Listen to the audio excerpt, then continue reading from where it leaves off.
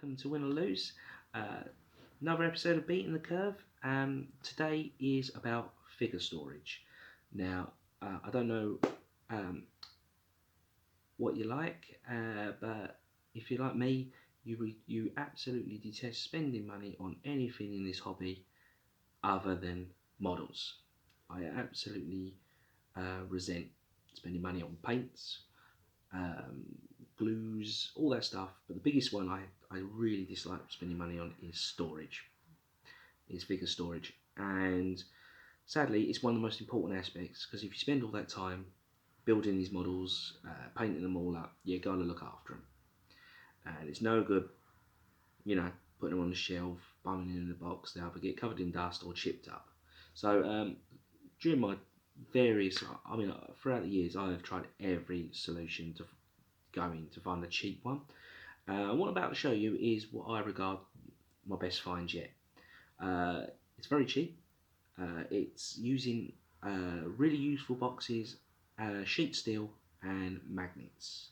So without further ado, I will cut over and show you what I've made. So this is my box number one. This was the first box I made, as you can see. Really useful box. This is the 9 litre. And why I say, even though some companies make cheap storage boxes, I think the really useful ones is where you go, because they're reinforced, and this is got a bit of weight to it. So anyway, let's try to do this one-handed. So, as we can see, let me move these bit of paperwork out of the way. It's for a Kill Team campaign. So, in this box is 2,000 points worth of Primaris Marines. Now, as we can see here, I have put some sheet steel down. This was glued with some sealant, like adhesive. It's like a Clear Fix, I think it's called. That's what's glued that down. I tried to do it in the lid, but where the lid flexes a bit, it wouldn't quite adhere, so I just used some Gorilla Tape all around the edges. And that seems to have done it. It's travelled quite a few times, it's never gone to fall off, so yeah.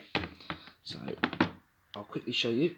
And the models themselves are attached by a 6x2mm magnet. I acquired these from Whaling Games, pretty cheap. Bought a load of them. And there we go. Very satisfying snap there. The only thing I've done a bit different is the tank, which is still not painted. I forgot the exact measurements, but these were, I think these were, focus, 4x2 or possibly 3x2 magnets, which are just glued to the track. So when it's sitting, as I say, it's not obstructive to the model, but it does allow me for the magnetising. What I am thinking is putting a little panel of metal there, and then it actually goes to the wall. So again, saves a bit more space. So yeah, that's box number one. So this is the second box I made. I forgot the actual. I think it's here. There we go. It's the 35 litre one. Still cost me less than a tenner. I'll open it up. And this one's holding my Conquest models, because I just needed something because of that bad boy there. He's a bit tall. But these are double magnetised, so I'll quickly demonstrate with these. So underneath is some little, I think they're like I think these were 2x2 magnets. And then underneath, that one's come off.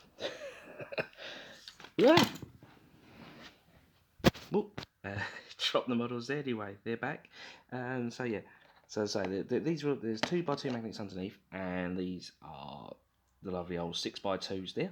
So with the magnet underneath, the magnet sticks to the movement tray, and the movement tray sticks to the panel. And then with this one, it comes off like so, and it's on these little L brackets, which again clear fixed on and with magnets there. So the shelf comes out and it allows me just to put some of the taller models and some more units underneath. There we go. Also store the book and some army lists in there as well. And what I am thinking is maybe put another sheet of steel on the underside like I did on the first box, so I can have another unit underneath. But yeah, there we go. Quick and easy storage solution. So there you have it, magnet boxes. As I said in the video, in the previous clip, very cheap to make. I mean, each one has only cost me, even the large one, cost me less than a tenner to make. So yeah, very, very cheap, and you can put tons and tons of figures in them. So a lot, but for the volume, very much worth it. I mean, the only thing I've got to figure out is, because at the moment they're great for if you're travelling something in a car boot, but if you're actually having to do public transport and all that, I've got to figure it out.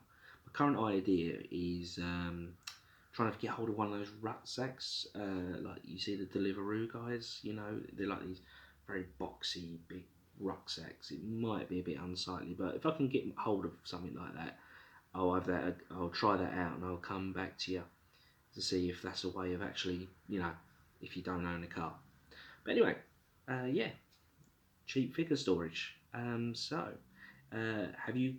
If you have a go yourself, please, I'd like to see your results. If you join the Win or Lose Gaming Facebook group, you can post there, or if you've got what are your own solutions to figure storage. So, yeah, post away. So anyway, I'll be going now. So win or lose, it's all just for fun.